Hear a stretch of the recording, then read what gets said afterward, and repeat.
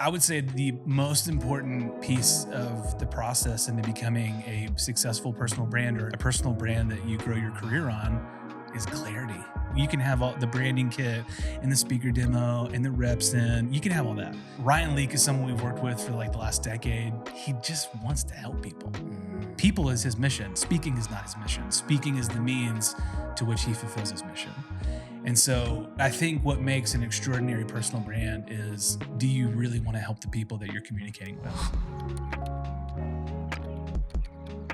Welcome to the Faithustle Podcast. I am so excited for another conversation today. Every week we have business owners and entrepreneurs who have built their business God's way, talking about their journey. And so I'm so excited you're here with us. Today is no exception. It's going to be a phenomenal conversation. Before we get into it, I want to thank the incredible people at Lux Creative here in McKinney, Texas, for letting us use their studio.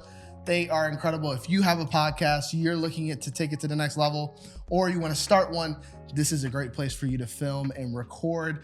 Make sure to follow the link in my description. Tell them that I sent you, and they'll give you a generous discount on our behalf. Thank you so much, Lux Creative.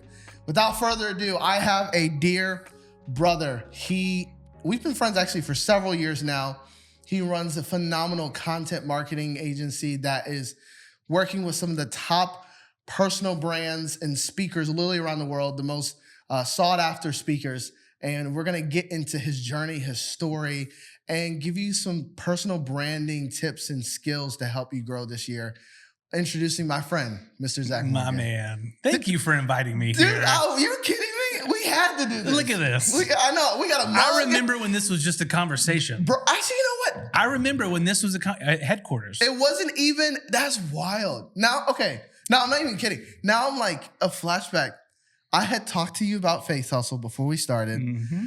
The logo didn't even look like this. Mm-hmm. And it was just an idea. You know what I told you? I said you should change the name. I remember. You're like, the name's not going to stick, man. And you were like, I'm pretty sold on this name. I'm kind of, all right. I'm like, I already kind of got the mugs. No, I didn't have to. I mean, years later, I got to tell you, that was the worst advice I ever gave you. No. I remember. No, but I honestly, it forced me to think, Mm-hmm. and it forced me to be like, you know, just obviously, I always take critique and feedback, but it forced me to be like, no, why is this important to me? Yeah. You know, and obviously, you know, time later, it's been cool to see. But dude, yeah, you were a part of that process just to give feedback and just give wisdom. And then just watching you grow Motive Marketing into what it is now. I mean, just traveling all over the country, working with some of the top speakers that we'll get into. It's just been incredible to watch the journey, man. Thanks, man. I am grateful, and I don't quite know how it all happened. I'm still processing it, but like, hey, man, we're here. So no, and it's like it's wild, like the growth. I mean, obviously, it's never like this, but it feels like it's been like that. It was a few years of like, God, is this ever gonna get going? You know, is this ever gonna work? Like, you know, do I just need to be a solopreneur? You know? Do I need to not do the team thing? Like, I had many, many, many nights going, I just need to quit and rebuild. And then a year and a half ago, I went to a friend's river house for 2 nights. Just went by myself to just be with the Lord. I felt it deep in my soul. And I was actually I was about to blow up my team and just like restart. Yeah. And just be a solopreneur. And before I did this little retreat, and I went to this river house, and I'm talking to God. And I remember the whole time I was there, I was like, this is so disappointing. I'm not hearing anything. Mm-hmm. And then like right before I left, it was really quick, but it was this thought that entered my mind. And I believe it was God. Zac, you are not David. You're Jonathan. I haven't made you to be a David. I made you to be a Jonathan. And that, as soon as that was deeply planted in me, we went and rebuilt Motive as Jonathan. Because the number one thing that I hear when I'm with these speakers, with these personal brands, is they're exhausted. from being taken from. Take. Everyone just wants something from them. And so we literally recreated our business to be, if we're the only person in your world that is giving back to you, that's worth it for us. And so whatever that was, I believe it was from God, and it has completely transformed our business ever since. Wow. I didn't know we were going to go there from the start, but I love that because I think it's essential to know, like not everybody can be Steve Jobs. Yeah. You need a Steve Wozniak. Like, and not everyone, you know what I mean? Like, not everyone can be a Mark Zuckerberg. You need people. The number 2 at Facebook, he's doing pretty good. You know what I mean? Like, and it's not just money wise, but it's like there are certain people positioned and gifted to be an aid to those who maybe stand out up front. But it's typically our egos that get in the way of like, I want to be the guy. Yeah. Or I want to be out front. I want to be the, and for some people, I think that's great. I think that's, what they're called to. But then there's some people it's like, hey, you would be a better Jonathan and you're in your purpose and you are supporting. And listen, that's still a great business. That's a phenomenal business. But I remember when you told me that, I was like, that makes so much sense. And right after I had that weekend, someone that I've worked with for about a decade now, he was just encouraging me. It was a really sweet moment of encouragement. I wasn't ready for it, but he goes, you know who you are in my world. And I was like, I don't know, friend, colleague, what is it? And he goes, you're the guy who I know I can pass a Hail Mary to, and you're going to catch it every single time. And so I was like, oof. One, that's a lot of pressure. Yeah, exactly. Yeah. But okay. So I think that for me is a piece of like being Jonathan for these high profile people that we work with, and just bending over backwards to be able to catch that Hail Mary every single time for them. Yeah. And I love that. And I love that you have clarity of this is who we are. Yeah. This is why we exist. That time at the River House was the first time, truly, I think in my entire life that I had clarity about what I was supposed to do. And I have really never had vision either. I'm always like, what's today? What's tomorrow? Yeah.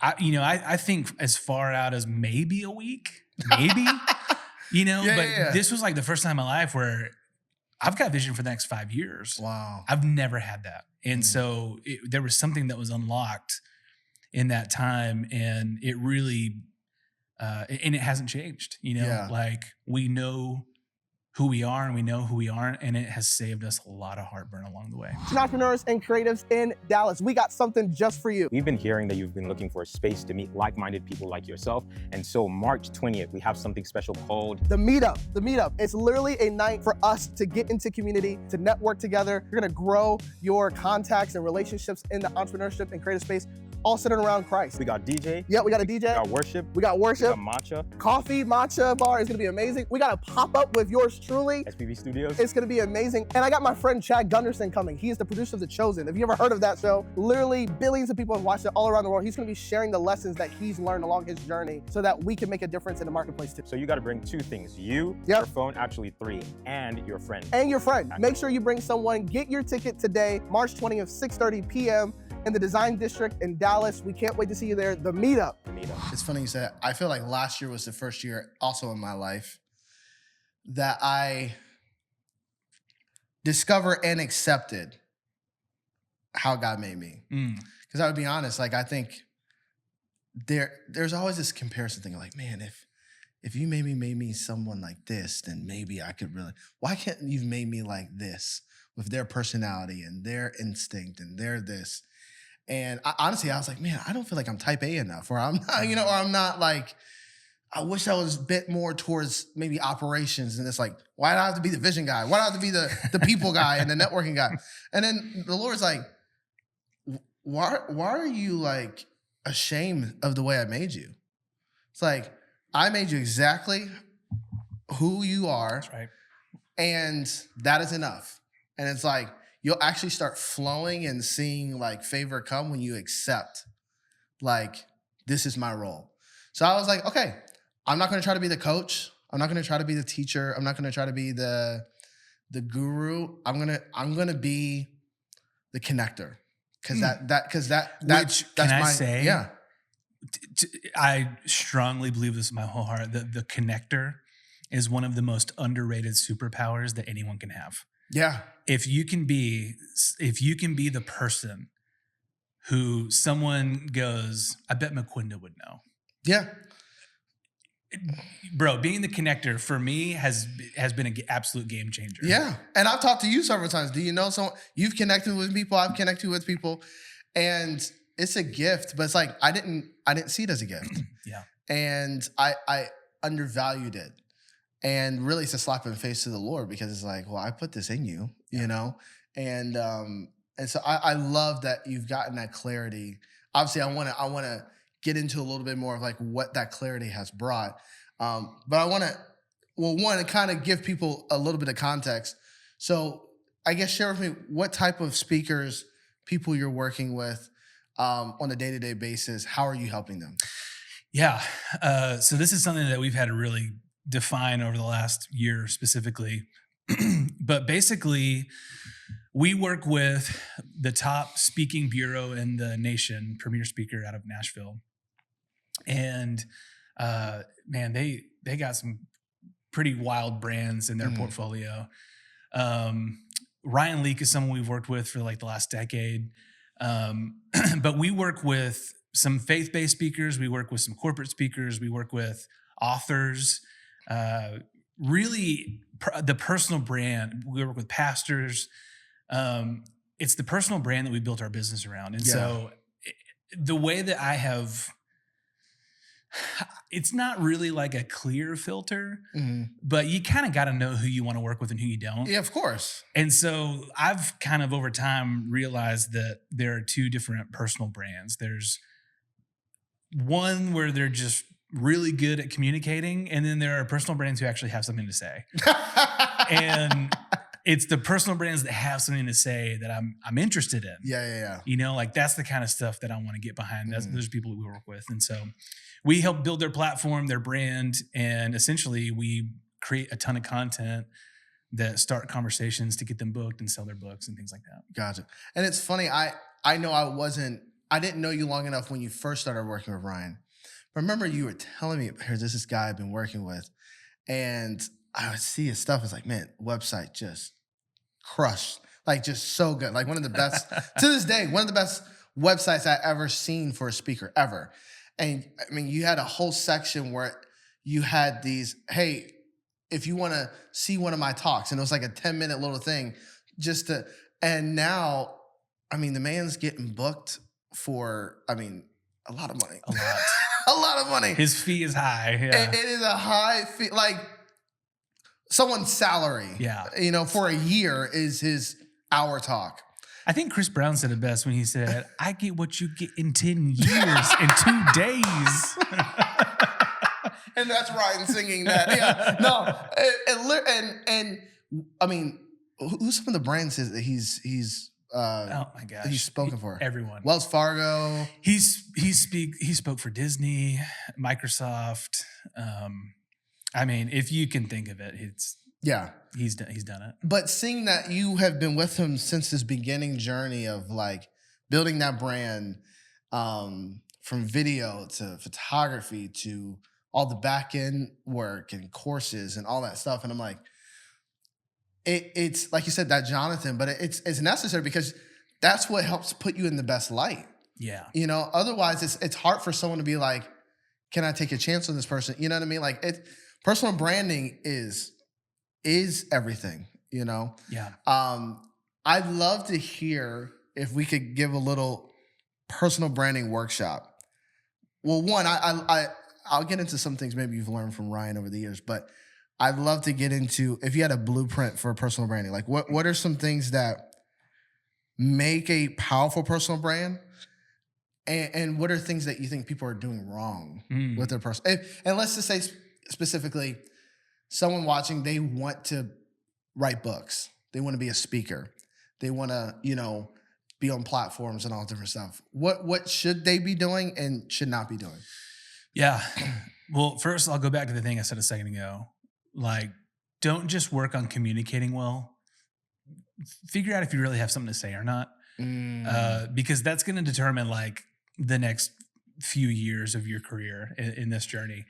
But I would say the most important piece of the process into becoming a successful personal brand or a personal brand that you grow your career on is clarity. Do you know what you're saying? Do people know you for something? Do they go, oh, Makwenda, yeah, he's the blank guy, or she's the thing that does the blank. As simple as that sounds, like if you can't get there, you probably can't put together a 60-minute keynote that makes sense. Yeah. So I think the first and foremost thing is absolutely clarity and being able to be understood immediately. I was just on a call this morning with a potential new client, and her resume is absurd. Yeah, you were telling me about it. I was like, I mean, geez. she's done things that none of us will do in our lifetime, and she's done several of those things. Yeah. But she's struggling with her message, and she's already written a book. And I'm like, wait, you don't know what your message is? Have you already written the book?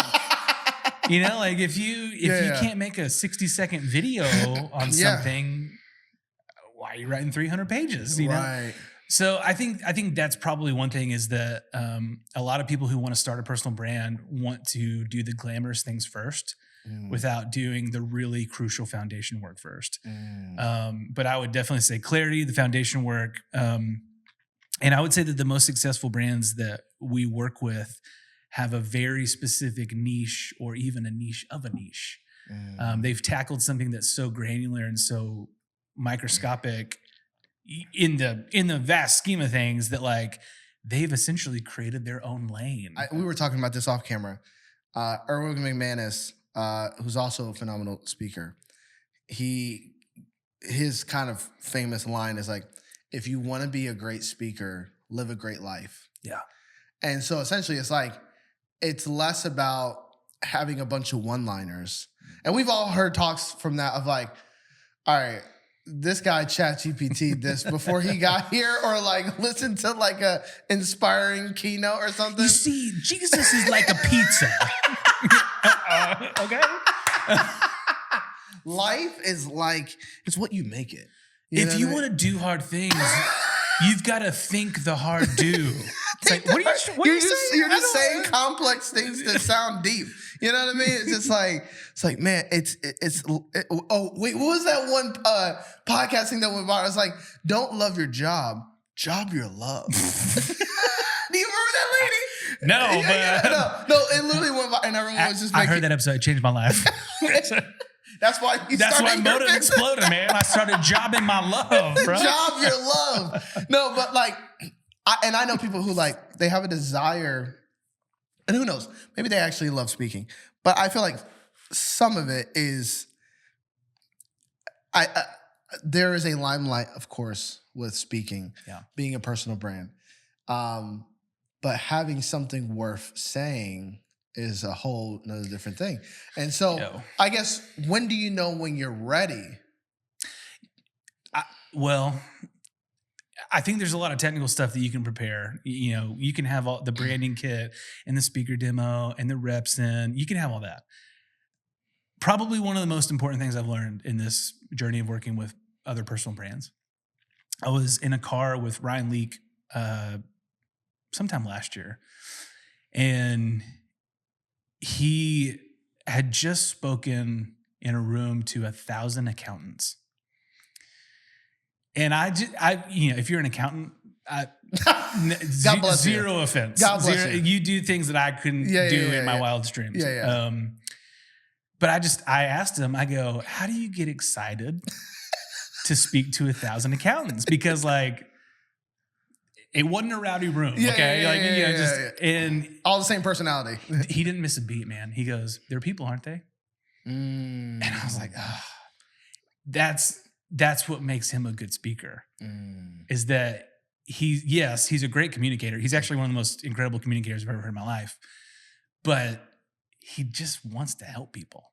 People is his mission. Speaking is not his mission. Speaking is the means to which he fulfills his mission.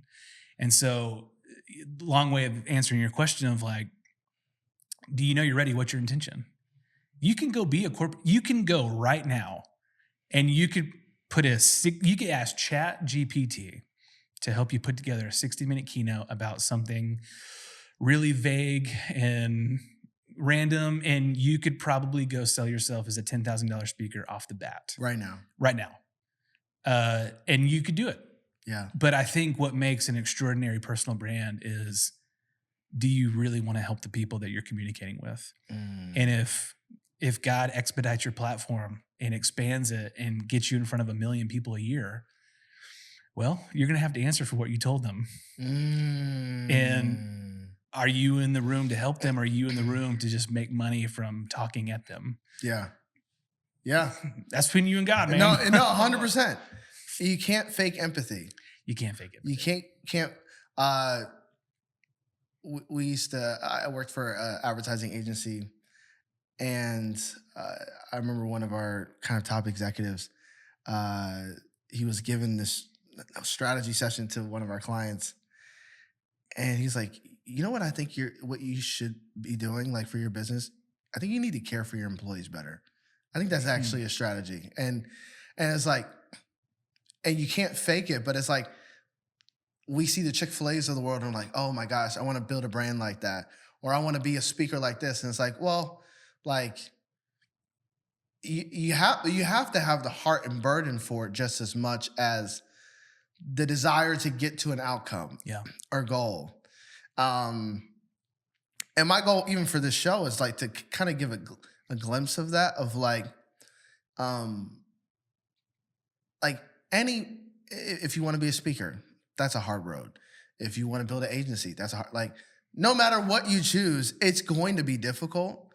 So you better love it.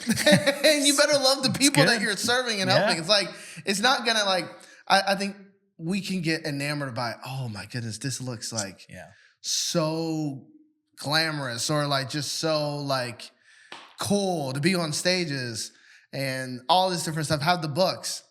I mean, the amount of people I know that have written books, it's amazing. I love it. Is it always for the right reasons? I don't know. That's between them and God. Hey man, books make really great business cards. That's true. They make incredible business cards. That's true. Most expensive business card you'll ever make. A very expensive business card. But it's like, do I have a burden for, when I hear you talk about how you help these speakers, I'm like, you have a burden for this. Yeah. You have a heart for this. When I hear just different, I have someone in our network, she's got a bakery. The way she talks about what she bakes and why she does it, and for the people that comes into her bakery, I'm like, you were called to bake. So it's like, well, you told me this, back when you first were brainstorming Faith Hustle. I did not share your burden for it. And I could tell, you were on fire with this concept, and I remember you said this phrase, and I use it quite a bit actually. But you said, Zach, I feel like this is my life's work, and I remember thinking, I want that. I love that he has found the thing that he wants to build long term, and at that point I hadn't found that yet.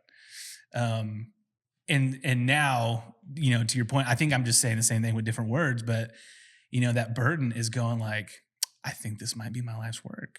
Now, in my scenario, it's it could have any name, and it could be a number of businesses or entities, but ultimately my life's work, I think, is being Jonathan. I just may have a few different names on it. Yeah. But your life's work is that. Yeah. And that's a great life work. Bro, it's, so we've expanded recently, and so Motive is still, we're doing really well, but we've now had other companies invite us in to help grow their growth and branding departments, or their wings of their companies. And so I don't actually know how many different company email addresses I have right now, but Essentially, you know, we have this pretty cool white label service now where we'll come in and we run our services under your brand and we put on your jersey. And so that's been kind of cool seeing that grow and seeing like other brands recognize like, oh, they want to be helpful. Oh, they want to serve. Mm-hmm.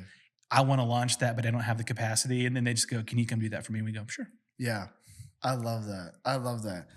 One of the hardest things about being a Christian entrepreneur is doing it alone. It's hard for us to find the right community. You either have your church community or your business community, but rarely do those things mix. And the future of your business is solely tied to the relationships that you surround yourself with.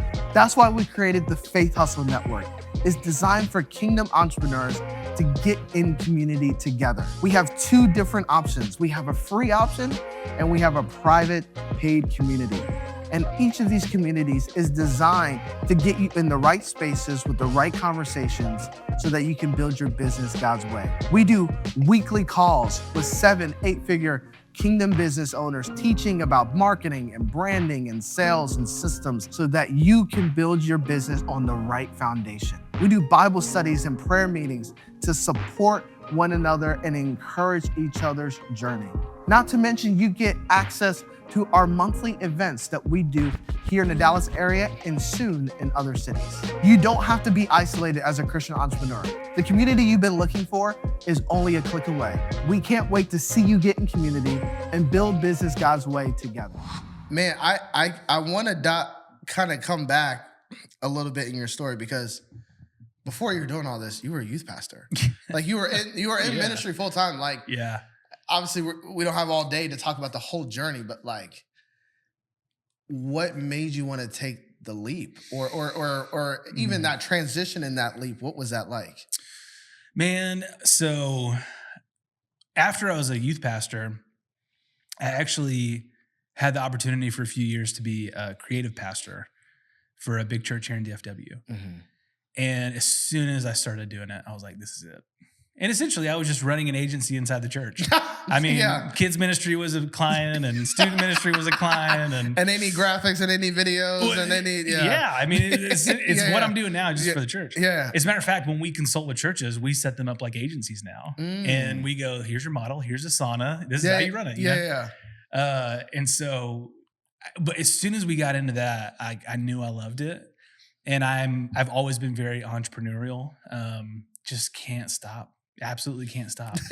But before Motive, I think I had 7 or 8 LLCs that were tankers. I mean, it was a lot. What was some of the ones that you I'm too embarrassed to say the names, man. Like you have one? What? Like one? Okay. One was, I can't remember the name of it. It may have been like Church Creator or something, which is, I hate the name of that so much. Listen, that could have been a hit. But it was supposed to be like a direct competitor, like Creation Swap. Oh, gotcha. But then AI came. It was like we don't need any of this. I still get mail for Church Creator LLC.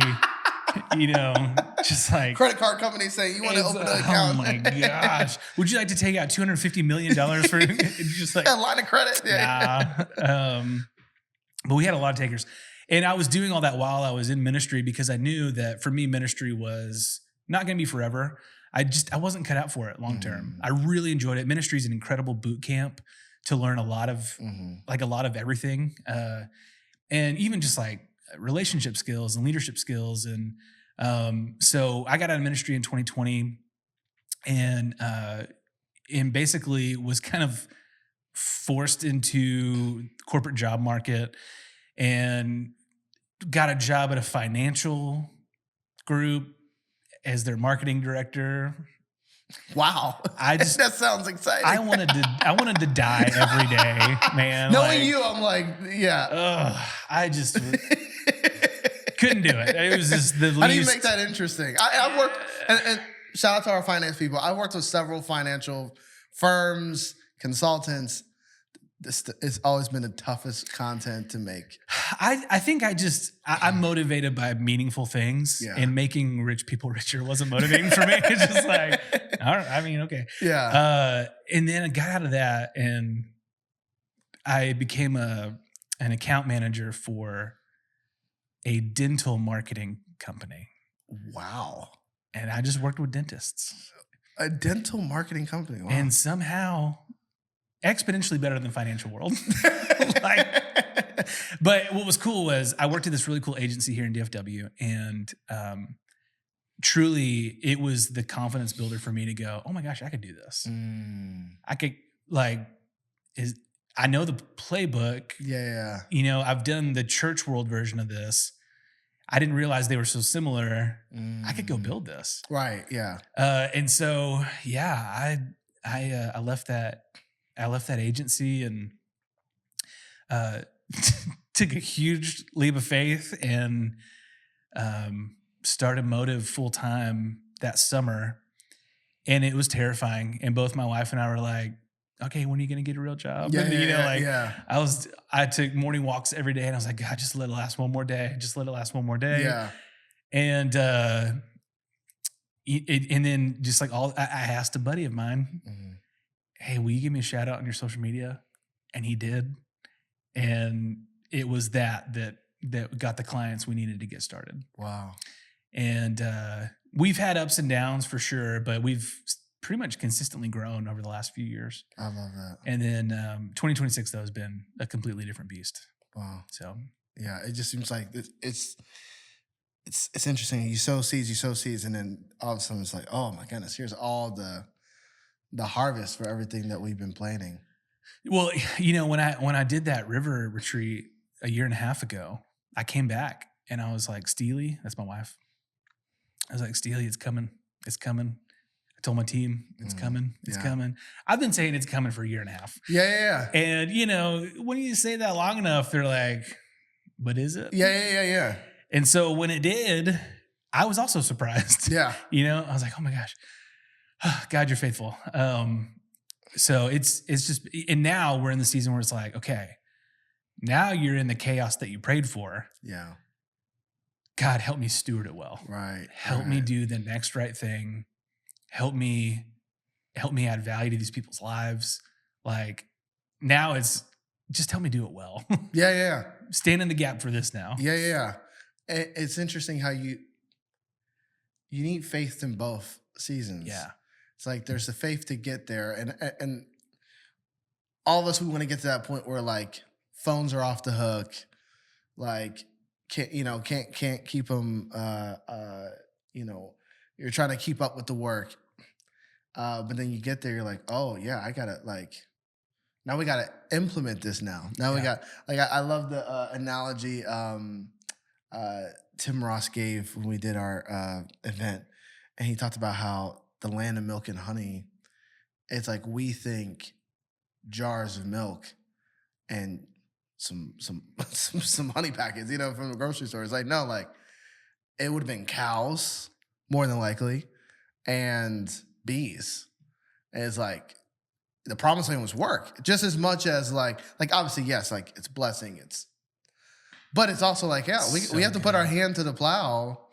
It's not just like it's just going to come just, there's still things that we have to, like, even getting used to it. Because I've noticed of like, when it's maybe been a struggle or maybe like you're trying to get up the mountain, and when you get there, you almost feel like, do I belong here? Like you almost feel like this feels too good. It's like, when's it going to get hard? Like you almost start to, you almost have to reorient your mind around, this is okay. This is normal. Like this is okay for us to be doing well. You know what I mean? Bro, I do know. Like it's just, yes. I mean, you're reading my mail right now. I had a lunch with a guy about a year ago, and his name is Brian Taylor. He's in the area. Awesome guy. And I went to lunch with him, and I was just like, man, I'm just struggling with my mission. And what I meant was my mission statement, because my mission statement was garbage. It was very generic. And he goes, why do you need one? I was like, because I'm a business. Like that's what they say you're supposed to do. I got to have something on my about page, man, And he drew this triangle on a napkin at our table. And he goes, what's the most important thing to you when it comes to your business? And I thought there for a second. I said, well, I guess I can't have a business unless it provides. Mm-hmm. He goes, great. He wrote provision at the top triangle. Mm-hmm.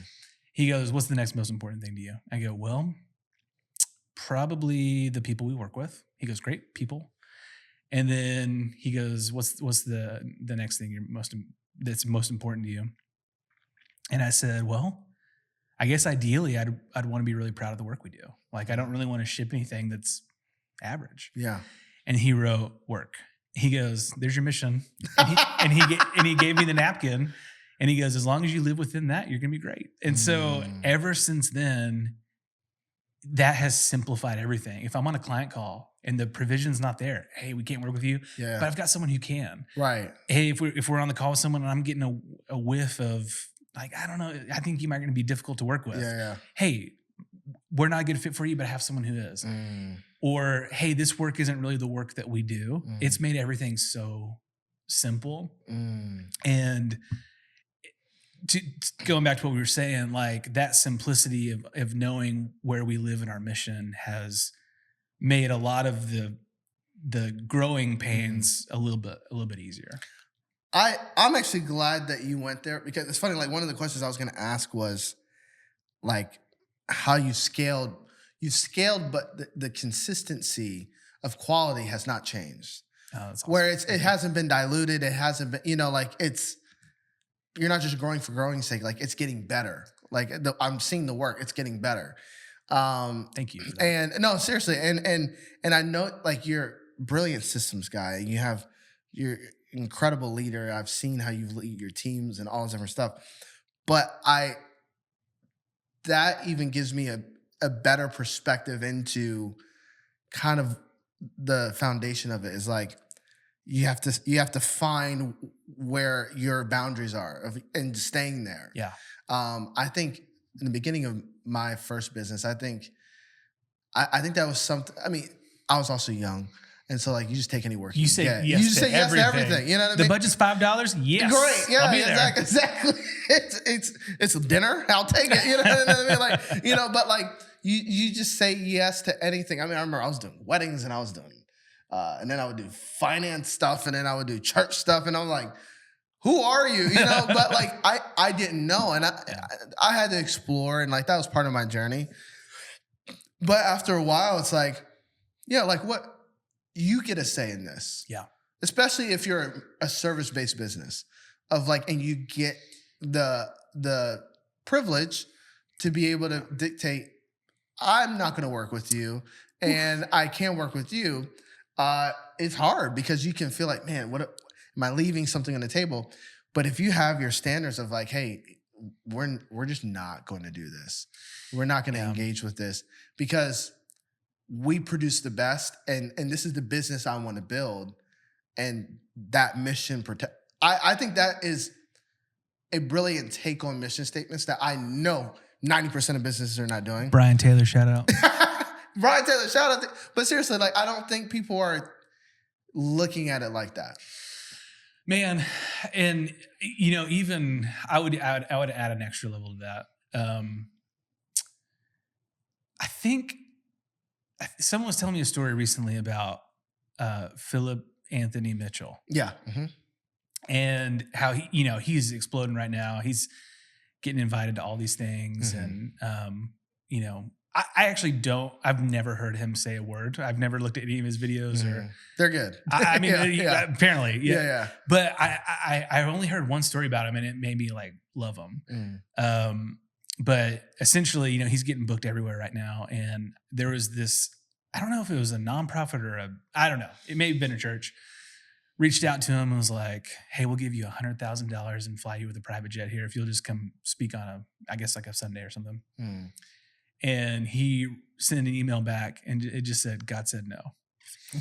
And then a different organization reached out to him and was like, hey, we have a small budget. It was for a college. Mm. Hey, we have a small budget. I know that you probably speak for a lot more than this, but we'd love to have you out and, whatever. And he just said, God said yes. Wow. And there was something so simple of that. Like we were talking about a second ago before we started recording. Yeah. we overcomplicate everything. Oh my goodness. We overcomplicate everything. And if we could just go back to, if we could just see how simple God makes like almost everything. Yeah.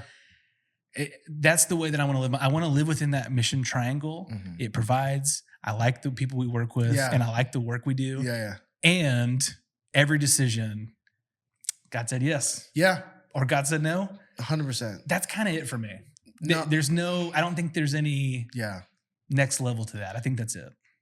Honestly, that's encouraging for me because sometimes I'm like, that feels too simple. It's like, I feel like it should be more complex in my name. You know, it's like, I think sometimes as business owners, it's like, we have to be so deep and profound, and we have to have all these analytics. And obviously, like, yes, have those things.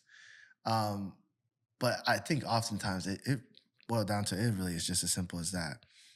Do you feel peace? Do you feel in line? Especially if you're entering into working with someone for the long haul. Like, it's one thing if like, okay, you're an e-commerce product, someone's gonna buy your product, whatever. They buy your book, they buy your whatever, and here today, gone tomorrow. But if you're like locked in with someone for a year, I tell you, listen, I've had clients that I've loved. It's been a joy to work with. I have some clients that like, I should have fired you a year ago. And you feel stuck. Yeah. And you're not producing your best work, and it's causing stress, and it's taking time. And the simple, I honestly, I think I'm learning this now more than ever. It's so interesting. God's had me say no more now when there's more opportunity and there's more, like, I'm like, this is life-changing stuff I can say yes to. He's like, no. And it's like, it's almost like that testing of like, if I'm willing to say no to this, he'll provide the right yeses. And me, if I'm eager to say yes to something, but God's not in it, that just shows like, I don't really want God in it. I just want what I want. Okay. You know what I mean? Yeah. I just want to want. It's like, what do I value more? It's like, you have the client that you think you want, pays you all the money in the world, but God's not in it. Like, do you want that, or do you want whatever? Like, it's hard. It's a hard battle. Thank you for joining us here on Faith Hustle. You got everything you needed right there. You don't need to view anything else. That was it. So you're signing me off. No, but you know what I mean. Like, and it's that, dude. That's truly though. I mean, that is, if you can search that, and if you can go, God, search my heart. Do I really want you in on things, or do I pretend to let you in on things? That could change your life. Yeah. That would change every part of your life, not just your business. Yeah. And I've been talking to this with a lot of friends recently, because it's been a topic conversation in my world personally of like, I can't really say that I'm a true follower of Jesus if he's not allowed to tell me no. It's like, otherwise I'm just like, Jesus is just my homie. Yeah. Like he's just one, but it's like, if I'm building his way, if I'm building it for him, unto him, he has the right to tell me, no, I don't like that. I don't want you to work with this person. Why? Because I said so. Yeah. like you don't know the damage that this is going to do for your family, what it maybe is going to do for your spiritual walk. You don't know those things. And I mean, I'll even truthfully, there was a client that I had. And, I had my team set up, and they were doing primarily a lot of the work. And I was kind of more the middleman in it. And we did this work for like 2 years, made great money, made the clients great money. But I saw the toil. It was and unfortunately, the guy's a believer. Didn't act like it. Like, he was a horrible client, awful. Just sometimes we'll just straight yell at our people. And I look back, it was a leadership fault of mine because I did not protect my team like I should have. And I think I saw, man, it's making them money. Let's just, you know what I mean? And I look back, I'm like, no, I should have trusted God enough that he could bring something in that would be aligned. And again, not that it's always going to be perfect, right? And you're not always going to work with people that you like. But I do believe God has better. Man, I think you're speaking into something that I've learned, unfortunately, the hard way too. Sometimes experience is the best teacher for certain things. Yeah. But I have learned that it's those clients, because we are if you are in service-based work like we are, setting the temperature, it'll set the whole relationship forever. Yeah. But if you go into something and they're setting the temperature and they're telling you how they want things and they're telling you how they want things shipped and delivered, and they're really they're not positioning you to give your best. Yeah. They're positioning you to fulfill something that they've already determined the quality of standard for. It's usually where we have had the least successful relationships. Wow. Which sounds kind of like that may have been your case too. Oh, it was, yeah. And truthfully, and it's funny, we keep going back to this of like, do I trust God that he can provide for me? And if I do, then I don't have to act desperate. Like, I got on a call yesterday. Great call. I'll tell you off camera regarding Faithustle. Great call. Like, potential partnership, just amazing. And I remember the Holy Spirit told me before I got on the call, he's like, you're not desperate, Makwenda, so don't act like it. So I got on that call, and man, the excitement, they were just like overjoyed. And I'm like, no, I'm not desperate. No, this is who we are. And because I think, honestly, before I would have bent to, oh, whatever you want. You want to do it like this? We can do it like this. Like, no, this is what we set up. This is what we've built. We love to, I think it could be a great fit. And if it's not, it's okay. Like, being willing to walk away. Yeah. And honestly, like, maybe it's easy when you have a lot, but sometimes, like, when you're building something from the ground up, it's like, oh, no, this could help. And like, but it's like, no, like, God's got me. He opened this door, but like, I don't have to operate this as if I'm in lack or I need this. It's like, no, like, I need God and whatever he says that I need. Yeah. And if he says I don't need it, then I absolutely don't need it. Dude, we need another hour. I know. All right, part 2 coming soon. Honestly. Man, this is so good. Okay. We hit so many different things. Last thing I'll have you touch on. And one, I just want to honor you for being a great friend. You helped me. I'll never forget. You helped me in a very tough time where my business was in a bind and was just a support. And I'll never forget that. I just want to say thank you. And I've learned so much from you on the business front as well. And you've introduced me to some incredible people. I know Jamal Miller because of you. And then Jamal opened up a whole can of work. It's funny. We had this whole thing of like, yeah, for some reason, I work with successful Black men. That was like and it's still the case today, man. Still the case today. I love it. But I think I want to say I'm grateful for you. I'd love for you to talk to the business owner, the person that is, they're thinking about taking that leap. They want to build a business that glorifies God. What's like, if you had to give them, if you had like a minute in a room with them and you could just give them some encouragement, what would you say? Ooh, man. I can only speak to the things that have been game changer for me. I think the point you made a second ago is probably the most important thing you could tell them. Do you really trust God with this? Because that's going to determine every step you take, every single step you take. Do you trust God with your money? Do you trust God with your team? Do you trust God with your work? Do you give God creative license over everything that you put your hands and eyes on? And then the second thing that I would say is you've got to build your little mission triangle.